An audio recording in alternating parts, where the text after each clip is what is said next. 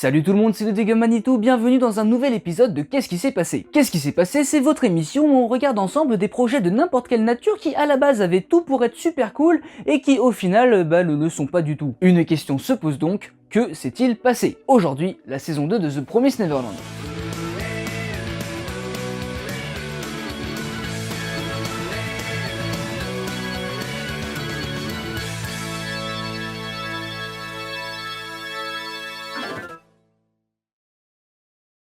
Bon, vous allez croire que je le fais exprès parce que le premier épisode aussi concerne un animé, ce qui fait qu'on est sur un ratio de 2 sur 2. C'est pas mal. Mais vu l'état de l'industrie de la Japanimation depuis quelques années, ça risque pas du tout de changer en fait. Enfin bref, c'est pas le sujet. Aujourd'hui, on parle de la saison 2 de l'animé de The Promised Neverland. Et autant j'en ai rien à faire de vous spoiler cette merde parce que justement, c'est de la merde. Mais pour qu'on se rende compte d'à quel point c'est nul, il faut le comparer au matériau d'origine, à savoir le manga. Et ce dernier, même si j'aime pas beaucoup sa fin, lien dans la description, ça reste une œuvre que j'aime beaucoup et qui est surtout 100 fois plus qualitative que cette saison 2, donc ça serait super dommage de se le faire spoiler. Tout ça pour dire que voilà des timecodes qui correspondent au chapitrage de la vidéo, pour que vous sachiez à quel moment je parle de quel moment du manga, parce que encore une fois, l'animé, rien à faire, tout sera spoilé, par contre le manga, il est sacrément cool, il est sacrément bien, donc là c'est pas bien de se faire spoiler. Bref, vous regardez où est-ce que vous devez vous arrêter, qu'est-ce que vous ne devez pas regarder, ou je sais pas quoi, et ouais, voilà, je vous laisse quelques secondes. Ça fait quelques secondes. Nous pouvons commencer. Comme je le disais dans ma vidéo sur le manga, que je vous recommande de regarder avant celle-ci pour tout comprendre, The Promised Neverland a été un succès assez énorme au niveau de ses ventes. Alors forcément, Latunas appelant Latunas est mis en production une adaptation animée, et comme d'habitude, au début tout va bien, vu que cette dernière sera réalisée pour le studio Cloverworks qui a notamment bossé sur la fin de Fairy Tail. Une première saison sort donc en janvier 2019, et elle est super cool. Non, vraiment, c'est du super boulot, je vous recommande d'aller la voir. Cette dernière adapte le premier arc du manga, soit les 37 premiers chapitres jusqu'à la fuite des enfants de Gracefield, et même si tout n'est pas parfait, c'est franchement un très bon animé. Pour tout vous dire, les plus gros soucis que je pourrais lui reprocher sont la suppression de certains éléments mineurs de l'intrigue, comme par exemple les monologues internes de certains personnages, ou encore des illustrations du monde des démons remplacées ici par de la discussion tout court en fait. Donc en vrai, c'est même pas si grave que ça, parce que ça permet de fluidifier le récit et de ne pas tout répéter 3 fois comme dans le manga, surtout que en contrepartie, les points positifs sont nombreux. Tout d'abord, inutile de préciser que le doublage, qu'il soit en VO ou en VF, envoie du lourd, et c'en est de même pour les OST que j'ai pris plaisir à caler dans ma vidéo sur le manga parce qu'elles sont sincèrement très cool. Mais là où la série brille vraiment, c'est justement par le fait qu'elle soit une adaptation animée, car grâce à ce changement de rythme et de média, les meilleurs moments du manga sont sublimés et à l'inverse, les problèmes d'origine sont réduits. Mais alors si à ça on ajoute l'animation qui est juste superbe, nous montrant dès qu'elle peut beaucoup d'enfants afin de rendre ce monde le plus vivant possible, ou à l'inverse en les retirant tous du champ avec des plans à la première personne plus que flippant qui donne vraiment une atmosphère pesante à la série, le tout bénéficiant de certains cuts réalisés par le gigantesque mastodonte qu'est Ken Yamamoto en personne, encore une fois, presque tout dans cette saison 1 est parfait. Alors évidemment, vu que c'était trop beau, quelqu'un a eu l'idée de génie de venir tout gâcher, et ce gâchis, c'est la saison 2. Et honnêtement, je sais même pas par quoi commencer tellement rien n'a de sens dans cette dernière. Au point que c'est pourtant l'un des ratages aux raisons les plus claires, parce que, oh bah tiens, 140 chapitres en 11 épisodes ça ne marche pas, quelle surprise! Ah oui, vous m'avez bien entendu, cette saison 2 a tenté d'adapter 140 chapitres en 11 épisodes. Et du coup non. Janvier 2021, la saison 2 commence donc à sortir, et au début on va dire que les changements étaient pas trop dérangeants. Enfin, c'est plutôt qu'ils concernaient des trucs assez osef de l'histoire, et du coup nous aussi on en a rien eu à foutre, mais peut-être qu'on aurait dû, parce qu'en fait tous les avertissements étaient là. En effet, dès l'épisode 1, des changements plus qu'inquiétants se font ressentir. Tout d'abord, et là encore ce n'est pas une blague, ce dernier adapte d'un seul coup 8 chapitres, alors que généralement c'est 2 voire 3 par épisode. Donc forcément dans le processus on dit adieu à un paquet d'éléments plutôt cool, comme par exemple celui où les gosses tombent dans un trou provoqué par une plante chelou qui participait à rendre tangible et dangereux ce monde des démons, mais surtout à introduire le bouquin de Minerva et son histoire qui va guider dans pas mal d'occasions nos héros. Là à la place on a juste les bénéfices du livre mais sans l'explication qui va avec. Genre, il nous aide, c'est tout. Mais en plus, vu qu'on n'a pas cette réalisation des gosses que le monde des démons est dangereux, tout ce qui peut servir à ça sont les démons ennemis, et c'est complètement raté puisque toutes les preuves de leur puissance ont disparu. Genre, vous voyez cette superbe planche où le mec explose en un seul coup un arbre absolument gigantesque, ce qui nous montre donc l'étendue de son pouvoir. bah c'est pas dans l'animé du coup. Oui, parce que c'est vrai qu'après tout, c'est pas trop utile de nous montrer la puissance des méchants. Mais à l'époque, pas grand monde s'est rendu compte du danger qui nous attendait, puisque malgré ça, l'épisode suivait dans les grandes lignes l'intrigue du manga et réagençait de façon plutôt intelligente différents moments éparpillés dans les chapitres. Donc même avec des éléments manquants, une mise en scène beaucoup moins inspirée par rapport à la première saison et surtout un monstre en CGI immonde, bah... ouais, ça le faisait. Pareil pour l'épisode 2 qui pour le coup n'adapte que 4 chapitres et ça se ressent tellement le rythme est bien meilleur, notamment parce que presque tout est conservé. Tout, sauf ce dialogue entre Sanju et Mujika parlant du dragon bleu. Et là... c'est le drame. putain, yes, après 2 ans de YouTube, j'ai enfin réussi à caser ce mème. Victoire! Bon, victoire de courte durée tout de même, car il est temps de partir en dépression, il est temps de parler de l'épisode 3. Pourquoi une dépression? Eh bien parce que, tout comme dans le manga, Emma et les enfants se font escorter jusqu'au refuge par Sanju et Mujika. Tout comme dans le manga, Sanju révèle qu'il compte manger des enfants quand il pourra à nouveau en chasser. Et tout comme dans le manga, Mujika confie son pendentif à Emma. Je suis presque sûr qu'il manque un truc. Refuge, Sanju, Mujika, pendentif. Putain, mais y'a quoi ensuite?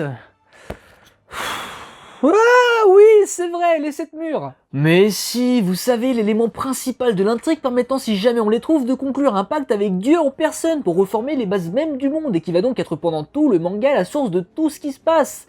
Et qui du coup, logiquement, n'est pas dans l'animé. En fait, je sais pas s'il y a des gens qui ne connaissent pas The Promised Neverland ici. Même si ça serait surprenant vu que c'est une vidéo sur le sujet. Mais là, c'est l'équivalent de ne pas mettre les Dragon Ball dans un animé Dragon Ball. Ça n'a aucun sens. Mais ça pourrait encore aller... que dis-je, c'est n'importe nawak, j'ai envie de me mordre les pieds, s'ils n'avaient pas touché à Yugo. Parce que oui, ils ont touché à Yugo. En effet, non content d'avoir zappé l'élément le plus important de la série, la saison 2 décide maintenant de s'attaquer à l'un des personnages les plus aimés des fans. Du coup, après avoir quitté Sanju et Mujika, les enfants partent à la recherche du refuge, galèrent à l'ouvrir parce que péripéties random, mais néanmoins rentrent dedans, ouvrent la porte, la lumière, et là, l'inconnu mystérieux seul rescapé d'un groupe d'enfants exterminés il y a 13 ans et donc parallèle de ce qui pourrait arriver à Emma si elle perdait sa famille, mais surtout personnage ultra badass et cynique du nom de Yugo, n'est pas là. Il n'existe pas dans l'animé. Yeah. Et alors ce qui m'énerve vraiment dans tout ça, c'est même pas le fait de gâcher une opportunité aussi énorme d'avoir un putain de bon personnage dans ton animé, mais plutôt que les mecs font bien en sorte de te montrer que Yugo devrait être là, mais que non, il est pas là. Et ça, si c'est pas un gros doigt d'honneur aux fans du manga, je sais pas ce que c'est. Mais alors le pire, parce que ça ne s'arrête jamais, c'est que en plus les mecs essayent de mettre de l'attention au sein du refuge lorsque les gosses découvrent la pièce avec les inscriptions cheloues. Sauf que c'est évidemment le pire moyen de le faire, parce que si tu as lu le manga, soit t'es en PLS parce qu'il n'y a pas Yugo, donc tu ne suis pas ce qui se passe, et quand bien même c'est le cas, tu sais qu'il ne se passera rien puisque bah Yugo n'est pas là. Soit deuxième option, tu es un animé only, et dans ce cas, je me demande sérieusement en quoi c'est censé t'impacter. Non parce que sérieusement, ils finissent l'épisode 3 là-dessus, sur un putain de jumpscare putassier pour essayer de maintenir de la tension artificielle, mais qu'est-ce qu'on en a à foutre? Ça revient jamais ensuite, donc genre même pour un nouveau spectateur, ça n'a aucun sens. Mais rassurez-vous, cette saison 2 trouvera toujours un moyen de faire pire, parce que devinez quoi? Boum! Épisode 4, les enfants sont directement attaqués par les mecs du Cloratry et doivent abandonner le refuge, réussissant ainsi l'exploit de skipper plus de 50 chapitres, et donc l'arc Goldie Pond qui, excusez-moi du peu, est quand même l'un des meilleurs éléments du manga. Et encore une fois, on dirait que c'est une blague, mais non, ce n'en est pas une! L'entièreté de Goldie Pond et de ses enfants, donc genre Lucas, la connasse au bonnet, etc., aucun d'entre eux n'existe. Le duc Lewis et tous les démons qui l'accompagnaient non plus. C'est super fort de s'auto-saboter comme ça quand même. Et sincèrement, j'aimerais vous dire que ça s'arrange ensuite, parce qu'après tout, si ni Yugo ni l'arc Goldie Pond n'est présent, ça veut dire que l'histoire sera forcément modifiée, donc que possiblement tout peut être rattrapé. Et waouh, mais à qui est-ce que j'essaie de faire croire ça? Même l'imprimante y croit pas. Parce que non seulement on perd les meilleurs moments du manga, mais en contrepartie, ceux qu'on a aussi entre l'anecdotique et la catastrophe, le tout en faisant parfois pire que la version papier. C'est vraiment extraordinaire. La fuite des gosses par exemple, j'avais critiqué un manque d'impact car on n'avait rien vu de la vie des enfants dans le refuge pendant les 1 an et 7 mois de trou. Bah là, on a ces moments de vie commune, mais vu qu'ils restent dans le bunker à peine 2 semaines, que cette fois-ci aucun gosse ne meurt au point qu'ils arrivent à battre des soldats armés jusqu'aux dents avec juste une chaise, et qu'en plus Andrew n'existe n'existe pas et donc ne peut pas challenger la moralité de nos héros, ces derniers sauvés au final par un monstre en CGI dégueulasse qui décide de bouffer les soldats mais pas eux parce que pourquoi pas, bah tout ça a l'air de provenir d'un épisode filler nul, et du coup, c'est nul. Enfin sérieux, on arrive à un moment où le plus gros challenge des enfants c'est de pêcher du poisson, et ok c'est cool de les voir se débrouiller pour se nourrir vu que dans le manga c'est un truc qui n'a jamais vraiment été abordé, mais ça représente tout de même bien la baisse de qualité de la série quand c'est de la putain de pêche qui a la meilleure animation de la saison. Ouais parce que comme je le disais, niveau mise en scène et animation, c'est vraiment pas ça. Ok, dès la saison 1 on supprimait certains monologues et illustrations, mais à la place on avait des nouvelles séquences comme celle de Crone où le monologue intérieur devenait extérieur quand elle parlait à sa poupée, ou encore quand les persos se baladaient dans un décor en 3D sans aucun bruit, ce qui illustrait leur malaise. Ici on a juste des PowerPoint, et parfois des persos qui bougent, ou des monstres en CGI moche.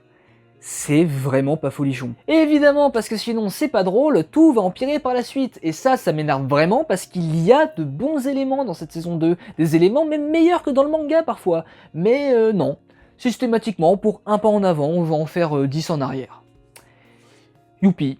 C'est génial. Par exemple, dans le manga, j'avais critiqué le fait que quand Emma annonce aux enfants qu'ils ne vont pas génocider les démons au prétexte que « oh là là, c'est pas très gentil », même si c'est clairement la meilleure option, en tout cas avant que l'histoire se mette en mode facile et fasse en sorte que Emma n'ait plus aucun obstacle à rencontrer, bah absolument tout le monde est d'accord et personne ne lui dit rien, même les gosses de Goldie Pond qui pourtant pendant des années ont dû affronter ces créatures pour survivre. On en arrivait à un point où même ceux qui émettaient des critiques finissaient par lâcher l'éponge parce que c'est bon, Emma elle fait toujours ce qu'elle veut de toute façon. Et en fait, tout comme pour la rébellion des mamans où il y en a aucune qui va vraiment se poser des questions pour juste rentrer dans le moule parce que l'histoire l'a demandé, ce qui était vraiment dérangeant avec ça c'est que à aucun moment, à part pour Sanju et Mujika, on a pu voir ce bon côté des démons que Emma veut préserver. Même Rei le dit, les autres enfants ont pas voulu aller dans la ville des démons, donc le coup du oh là là, ces derniers, tout ce qu'ils font c'est manger comme les humains, en fait ils sont pas méchants, on nous l'a dit, mais ça aurait été 20 fois plus impactant de le voir en même temps que nos personnages, ce qui ainsi aurait justifié leur changement d'opinion. En fait, fallait juste faire comme SNK, fallait avoir un type de personnage comme Reiner qui découvre en vivant avec eux que le peuple qu'on lui a décrit comme étant des bouffons depuis sa naissance, ben en fait non, ils sont juste normaux. Voilà, fallait faire comme SNK. Et ça, la saison 2 de l'anime, on a eu un minimum conscience, puisque non seulement maintenant tous les gosses vivent depuis 6 mois dans une ville de démons, donc ils ont forcément des contacts avec eux, notamment avec le papy qu'ils croisent tous les jours, mais en plus elle introduit dans l'épisode 5 une famille de démons qui doit se battre H24 pour trouver à manger afin de ne pas régresser à l'état de monstre sauvage. Et tout ça, c'est des idées assez géniales qu'on aurait dû avoir dans le manga. Et qui du coup évidemment est gâché dans l'animé. Bah oui parce qu'écoutez-moi bien scénariste en herbe, ce qui sert souvent à avoir un bon scénario c'est un élément qui a redéfini la notion de bien et de mal de votre histoire pour challenger les personnages. Dans ce but il faut donc introduire des méchants qui en fait le sont peut-être pas vraiment et les tuer sans qu'aucun des personnages ne sache qu'en réalité ils n'étaient pas vraiment méchants, afin de ne surtout pas toucher à leur vision binaire du monde. Bien joué, vous avez effectué un surplace. Et vous inquiétez pas, je mets le papier de côté parce qu'il y a tellement rien qui va avec lui après l'épisode 5 que je sais même pas quoi dire, ok? C'est n'importe nawak. D'ailleurs, je tiens à applaudir cette attention au détail absolument incroyable puisque dans l'épisode 4, on est apparemment le 22 puis le 23 janvier 2047. Pourtant, dans l'épisode 5, bien que 6 mois soient passés, on est le 24 janvier. Ça c'est de l'animé de qualité, moi je vous le dis. Enfin, remarque, ça expliquerait comment est-ce qu'on est arrivé à se dire que 140 chapitres égale 11 épisodes, parce que là, si on part du principe que 6 mois égale une journée... Ouais, en fait non, laissez tomber. Mais bref, oui, la famille de démons va mourir sans qu'aucun des personnages ne prenne jamais conscience de pourquoi elle faisait ça, ce qui annule donc toute évolution possible, mais c'est pourtant même pas le plus gros problème, parce que figurez-vous que de nulle part débarque Norman qui n'est pas mort, et sa clique qui... Oh punaise, mais qu'est-ce qui vous est arrivé? C'est quoi cette copie leader press claquée au sol? Ça devrait même pas me faire rire, mais c'est tellement représentatif de cette saison 2 qui n'est qu'une version discount du manga. Parce que je sais pas si vous vous rendez compte, mais là on est épisode 6, et en 6 épisodes on a skippé près de 80 chapitres. Donc non seulement on perd plein d'éléments absolument incroyables, mais aussi toutes les bases qui pouvaient faire de la suite de l'histoire un truc un minimum acceptable. Du coup, tout cet arc du retour de Norman n'est qu'une version Eco Plus et donc ratée de celle du manga, et c'est super cool parce que c'est pas comme si c'était la meilleure partie du manga. Alors, par quoi commencer? Bon, déjà, ce dilemme du va-t-on tuer les démons ou pas n'a plus aucun impact, car même si je n'aime pas son dénouement dans le manga, au moins Emma avait la possibilité d'aller faire une promesse avec le dragon bleu pour tout arranger. Ici, tout ça n'existe pas, donc son argumentaire c'est littéralement que c'est pas bien d'être méchant, et que c'est mieux d'être gentil. Parce que là, je pense que même Dora l'exploratrice est plus pertinente. Mais bon. De la même façon, dans le manga, Norman était à la tête d'une grosse bande de gamins armés jusqu'aux dents qui avaient déjà eu un impact assez important sur le monde des démons, au point qu'on voyait même la famille royale être en sueur. Mais dans l'animé, ces gamins n'existent pas, leurs armes non plus, vu qu'apparemment les fusils c'est pas cool, donc maintenant tout le monde a juste un arc et des flèches, et la famille royale ne fera qu'un caméo de 8 secondes dans le dernier épisode, donc tout le grandiose qu'offrait la cérémonie de Tifari, c'est poubelle. C'est pareil du coup pour tous ces lieux super cool qu'on ne verra jamais animés, comme par exemple les 7 murs ou le super repère de Norman, qui ici n'est qu'une petite maison dans la prairie. Enfin bref, rien que dans la forme c'est moche, alors punaise en ce qui concerne le fond, j'ai vraiment envie de me couper les veines avec un couteau à beurre. En effet, si les rares bons éléments des épisodes précédents vous avaient donné espoir, je pense que c'est ici que ça s'arrête, parce que tout est tellement absurde que vous savez quoi, je vais juste le résumer en une traite pour que vous compreniez le désastre. Donc, à peine réuni avec sa famille, Norman annonce qu'il veut tuer les démons, mais pas en libérant les gosses des autres fermes comme dans le manga, parce que ça demanderait trop d'action et donc de temps et donc d'animation et on n'a rien de tout ça, mais plutôt à l'aide d'une potion magique qui les fait tous s'entretuer. Parce que, bien sûr, le truc c'est Minecraft en fait.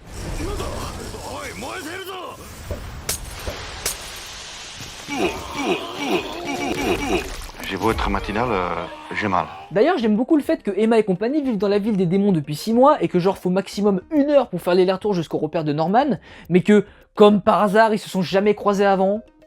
Genre, y a pas à dire, c'est vraiment une histoire de qualité. Enfin bref, Emma ne veut pas et réussit à convaincre Norman d'aller chercher Sanjo Mujika pour lui montrer qu'il y a des démons gentils qui ne mangent pas d'humains. Ce à quoi il répond: t'inquiète, dès que je les trouve, je les bute, mais promis juré, je ne ferai rien en ton absence, avant évidemment d'aller foutre le feu à la ville. Bon, du coup, il en profite aussi pour buter tous les démons avec la potion magique, et en vrai, malgré son concept stupide, ça permet d'avoir vraiment de la peine pour eux quand ils se mettent à manger leur famille. Une peine donc tout de suite désamorcée par l'histoire, qui refuse catégoriquement et de façon encore plus conne que dans le manga d'avoir des conséquences. Parce que genre les démons, tu les as vus s'entrebouffer comme si c'était du putain de KFC, mais t'inquiète, en fait ils vont bien, Sanjo Mujika ils les ont sauvés.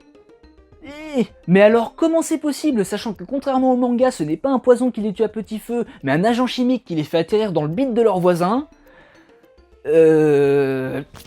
Magie! Oui, parce que du coup, Emma a réussi à retrouver Sanjo Mujika en les cherchant au pif 5 jours dans la forêt. Comment? Ah là, j'ai la réponse! C'est évidemment grâce à un personnage super pratique quand tu n'as pas d'idée, El Famoso ficelle scénaristique, qui va désormais permettre à tout et n'importe quoi d'arriver. Donc genre, on recherche 2 personnes dans le monde entier, t'inquiète, boum, attaque d'un démon qui va causer une perte de pendentif que comme par hasard Mujika va trouver, et ce pile au bon moment pour sauver les gosses. Ah, y a pas à dire, elle est bien faite la vie quand même. Mais alors celui que je préfère, c'est le moment où Emma et compagnie, qui se trouvent à 30 bornes de la ville en train de se faire attaquer, vont quand même réussir à arriver avant que tout le monde ne soit mort, et ce pile au moment où, comme par hasard, Norman, qui n'a aucune raison d'être là, vu que c'est justement la potion magique qui tue les gens à sa place, va hésiter à tuer une petite démone trop choupinou qui, coup de bol, s'appelle aussi Emma, donc on peut pas la tuer si elle s'appelle Emma, puis elle est trop kawaii en plus. Encore une fois, je n'aime pas non plus dans le manga que Norman redevienne gentil aussi facilement, mais là, au moins, il y avait des raisons un minimum cohérentes pour le justifier. Ici, c'est le même dénouement que Batman vs Superman. Et genre, c'est pas un compliment. Tellement pas. Mais bref, vu qu'on a retiré les 100 chapitres qui menaient jusqu'à cet événement, le truc n'a aucun impact et devient juste complètement ridicule quand Emma dit tout de même le fameux « Ah, t'as pas à devenir un dieu pour nous !» Ce qui perd du coup tout son poids, vu que comme je le disais, Sanjo Mujika ont sauvé tout le monde, qu'en plus on n'est pas dans la capitale du monde des démons à affronter la putain de reine du royaume super badass comme dans le manga, mais à perpète les oies contre un papy, et surtout que la mise en scène de ce moment majeur de l'histoire est composée à 99% de ce plan de merde. Non mais tu comprends pas, en fait c'est super intelligent, parce qu'il y a le poteau au milieu des 2 personnages, et du coup ça signifie qu'ils sont pas sur la même longueur d'onde. En fait c'est super smart, c'est de l'art. Oh putain, mais c'est ça mec! Quoi? Ça fait 10 minutes que je suis en train de chier comme un débile sur cet animé et le public il va commencer à s'ennuyer, donc il faut que tu prennes le relais. Mais non mais arrête, mais je suis censé faire quoi moi? En fait c'est super simple, tu es complètement con, donc donne juste ton avis et ça sera super drôle. Oh, ok. Salut à tous, c'est Ludwig Vamani Double, et aujourd'hui on va parler de The Promised Neverland saison 2, et de pourquoi c'est trop bien. Alors déjà, c'est trop bien parce que Norman, une fois qu'il est redevenu gentil, il explique que dans la toute nouvelle ferme lambda où il a été enfermé, il a subi des nouveaux traitements qui font qu'il va mourir lui et sa bande. Du coup c'est triste car on se dit « Oh non, ils vont mourir !» Mais en fait non, ils vont pas mourir parce que le papy démon il a croisé il y a 15 ans un échappé des fermes avec une clé USB, et en fait dans la clé USB, il y a le remède à la maladie de Norman. Et en fait c'est super intelligent parce que genre dans un truc vieux de 15 ans, il y a de quoi résoudre des problèmes récents. Du coup ça représente le fait que les solutions se trouvent toujours dans le passé. Et franchement, c'est super beau. Ensuite, c'est trop bien parce que les méchants, ils sont trop intelligents et du coup, ils font croire aux gentils que tous les enfants des fermes vont se faire tuer, alors que non, en fait, c'est un prank. Alors là, du coup, on se dit, oh non, tous les gosses, ils vont mourir, il faudrait qu'on puisse aller à Gracefield, mais on peut pas. Sauf qu'en fait, si, on peut, parce que dans la clé USB du papy démon, il y a aussi tous les plans de la ferme. Du coup, là, on se dit, oh yes, on va sauver les enfants. Mais en fait, non, parce que là, il y a le chauve, il est méchant, vu qu'il contacte les méchants. Et du coup, on se dit, oh non, il est méchant. Alors qu'en fait, surprise, c'était pas un méchant. En fait, il est bien gentil, il faisait juste croire d'être méchant pour nous stresser. Et en fait, c'est super intelligent parce que genre, on pensait qu'il était gentil, puis on pensait qu'il était méchant, et en fait, il est bien gentil. Et ouais. Ensuite, c'est trop bien parce que Norman il dit qu'il faut construire des montgolfières et du coup le chauve il fait croire aux méchants que les enfants vont attaquer aux montgolfières, mais en fait non, c'est juste un prank pour que les méchants tirent dessus et se fassent exploser parce qu'en fait dedans il y a une bombe. Alors là du coup on se dit oh mais les enfants ils vont attaquer comment vu que les montgolfières elles se font capoute en un seul coup de lance, genre ils vont exploser eux aussi. Et ben en fait non, ils explosent pas parce que vu qu'ils sont super intelligents, eux aussi ils vont dans une montgolfière, mais grâce au pouvoir du crâne ancestral ils se font pas toucher. Et en fait c'est super intelligent parce que genre dans le crâne il y a le cerveau et dans le cerveau il y a l'intelligence. Du coup c'est super intelligent, c'est une métaphore trop forte, c'est de la poésie quoi. Ensuite c'est trop bien parce que Emma et compagnie ils arrivent à Gracefield et là on se dit oh non il y a les démons trop méchants comme ceux de la saison 1 en mode super bien animé et terrifiant et tout, mais en fait non, les mecs c'est des asthmatiques que tu tues en un seul coup et du coup bah tout va bien. Alors du coup tous les enfants sont réunis dans la salle pour aller dans le monde des humains, mais oh non il y a les mamans qui sont là. Alors du coup le méchant il dit qu'il a gagné, mais en fait non, les mamans elles sont gentilles donc le méchant il a pas gagné. Mais en fait plot twist, le méchant il dit qu'il a pas encore perdu car il y a plein de soldats partout, mais en fait non parce que le papy démon il a organisé en secret d'une révolution. Du coup cette fois le méchant il a bien perdu, du coup il meurt. Et en fait c'est super intelligent parce que genre quand il meurt on voit qu'il y a même pas de sang sur son couteau, ça veut dire que même dans la mort il est trop nul ce mec. Et enfin c'est trop bien parce que ensuite les enfants ils vont dans le monde des humains, mais pas Emma parce qu'elle décide de rester pour aider les démons le temps de nous montrer des slides de PowerPoint d'une histoire trop cool qu'on ne verra jamais, mais en vrai pas besoin hein, parce que cette histoire elle est déjà beaucoup trop bien. Parce qu'en conclusion je dirais que cet animé malgré ses quelques défauts il est quand même super trop cool, alors allez le voir. Bah non, du coup, c'est de la merde. Ok, merci beaucoup pour ta participation, je reprends la main. Alors, vous avez pu voir dans ce résumé rapide de la fin de l'intrigue que... c'est de la merde. Mais genre vraiment, j'exagère pas quand je dis que c'est l'un des pires trucs que j'ai jamais vu. Et le résumé pété du double ne change absolument rien, parce que tout ce qui a été dit est véridique. Il y a vraiment ce papy de merde qui, tel Gandalf dans le Hobbit, débarque de nulle part pour apporter à chaque fois une solution supracone au problème de nos héros, tout comme il y a dans cette intrigue autant d'incohérences que de gigadoigts d'honneur à l'œuvre d'origine. Ça veut dire beaucoup. Genre énormément en fait. Au point que se demander si les auteurs ont été formés un jour à écrire des histoires est peut-être pas une question si débile que ça. Tiens bah d'ailleurs, qui a écrit cette merde? Attendez quoi? Non mais c'est pas possible, vous vous foutez de moi. Le truc est tellement nul que personne n'a voulu associer son nom au projet. Vous vous rendez compte à quel point c'est n'importe quoi? Non parce que vraiment, de A à Z, que ce soit en tant qu'adaptation, ou plus rien n'a d'impact puisque tous les points majeurs de l'intrigue ont été retirés, ce qui fait qu'on se fout de tout ce qui se passe, ou même en tant que création originale, rien ne va. Ok si, pardon, il y a 2 ou 3 trucs qui sont pas mal, mais à chaque fois ils sont complètement gâchés. Je pense par exemple aux membres de la squad de Norman qui décident de ne plus tuer les démons parce qu'ils s'identifient à la petite fille terrifiée, une raison infiniment plus pertinente que... Ah, Norman tu ne veux plus tuer les démons parce que Emma l'a dit. Ben ok, on arrête alors. Mais qui est tout de même supracapillotracté parce que bah aucun d'entre eux n'a besoin d'être là vu que la potion magique fait le boulot à leur place et que justement la potion magique transforme les démons en une fraction de seconde. Là en plus la petite fille démon elle a jamais rien à manger donc elle est à moitié transformée, mais pourtant comme par hasard elle va prendre 30 ans à le faire ici pour que comme par hasard la squad tombe sur elle en particulier et se dise que ah ben c'est pas cool. Et genre vraiment c'est ça pour chaque idée originale de l'animé. Parce que soit le truc est bien mais immédiatement gâché par une histoire écrite avec le cul, soit de base il est complètement nul et du coup bah c'est complètement nul. Vraiment, je sais pas quoi dire de plus que ce que l'animé montre déjà parce que c'est tellement objectivement de la merde que j'ai envie de pleurer. D'ailleurs c'est ce que je vais faire. Je m'énerve tellement que j'ai même plus de voix. Putain. Par exemple, je sais pas si c'est déjà une scène dans le manga, parce que honnêtement j'ai eu la flemme de chercher une page sur 181 chapitres, mais il y a cette scène dans l'animé où Ratri présente les fermes lambda aux démons en disant que avec ça on pourra faire de la viande de luxe sur demande et que donc l'ancien système de ferme est obsolète. Ce à quoi les démons répondent, ok cool, mais laisse quand même une petite ferme basique pour le peuple. Parce que genre faut le nourrir quand même après tout. Et ça c'est une bonne scène, c'est un moyen simple et efficace de montrer que les mecs sont vraiment des bouffons. D'autant plus qu'on a vu à quel point c'est compliqué pour un démon lambda de se nourrir. Du coup forcément vu que c'est bien, en contrepartie on nous fout un flashback inutile sur comment Norman s'est échappé de lambda et attendez, vous allez être choqués de cette intelligence. Alors Norman il voit qu'il y a des caméras partout et que tout le monde l'observe tout le temps. Du coup sa réponse est la suivante, mettre des papiers dans des Rubik's Cube pour parler avec le chauve. Et ne pas se faire choper parce que...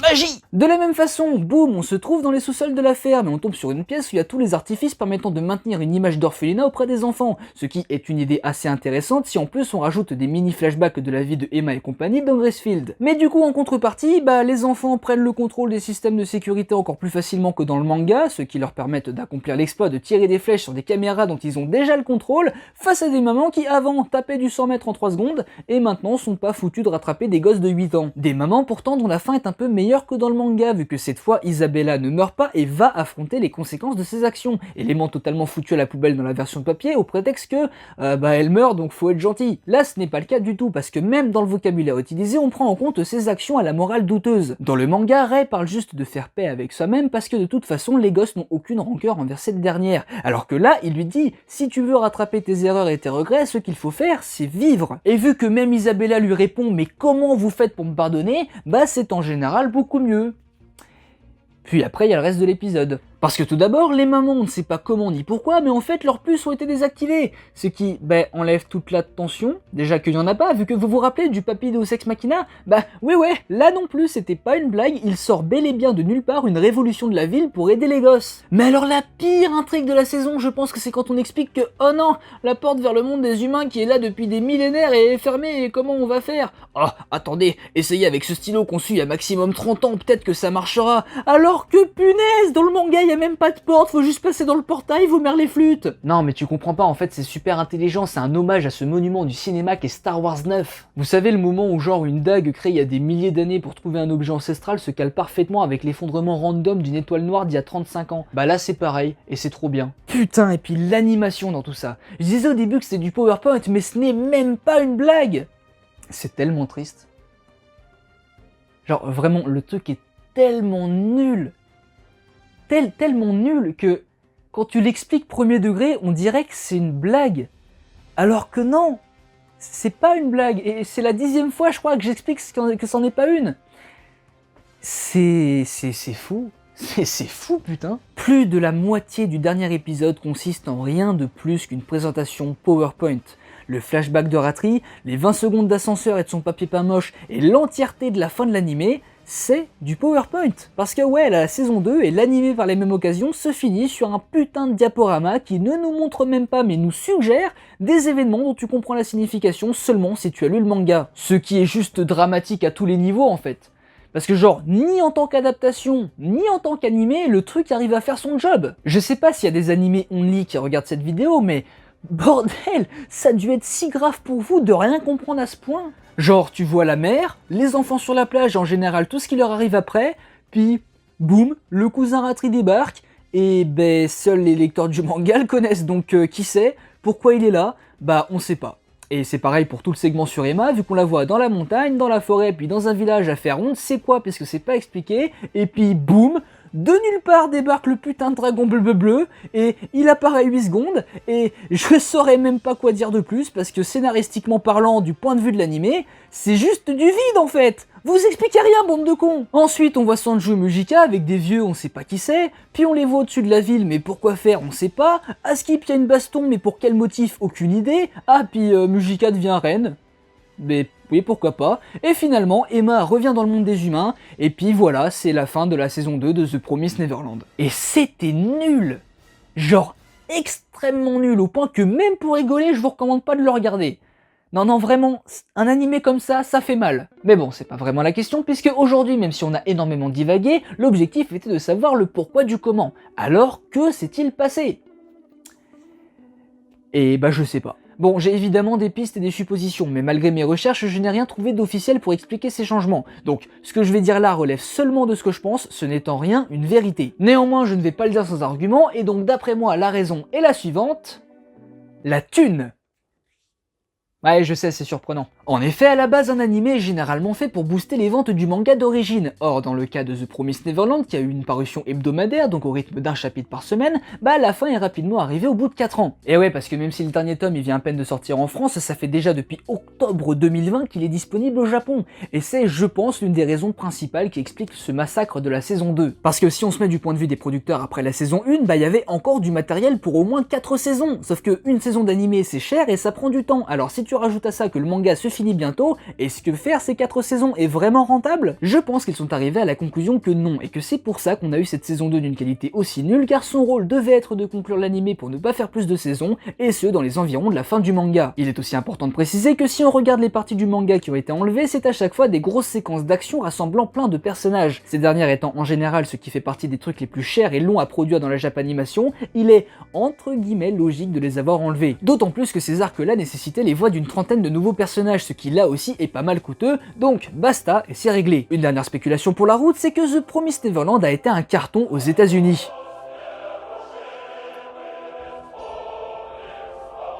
C'est pour la Russie, ça trou de balle. Quoi? Sérieux? Merde. Vas-y, continue. Et les États-Unis, surtout en ce moment, ils ont une relation assez chelou avec les flingues. C'est notamment pour ça que certains persos des Looney Tunes n'ont désormais plus de fusil, mais à la place une hache. Parce que je suppose que c'est mieux de se faire poursuivre par un taré avec une hache plutôt qu'un fusil. Bref, forcément dans ce contexte, où en plus ton animé est tellement aimé par les ricains que son arrivée sur Netflix l'a fait atterrir de jour en top Twitter, il est évident que se ramener en disant que pour la prochaine saison il y aura H24 des enfants de 12 ans avec des AK-47, que ça passe pas trop. Là encore, si tu retires Goldie Pond et compagnie, tu retires également la majorité des flingues et donc le problème disparaît. Alors vu comme ça, la mission de la saison 2 est réussie, mais le résultat est très nul. Et ça, c'est pas très cool. Enfin bref, retenez bien que tout cela ne reste que des suppositions, et que malgré cette saison 2 de merde et cette fin de manga pas folle, que The Promised Neverland, ça reste super. Donc, lisez le manga, regardez l'animé, que la saison 1 si vous êtes sain d'esprit, et la saison 2 si vous êtes sadomaso, et sur ce, je vous dis à plus pour une prochaine vidéo, donc à plus.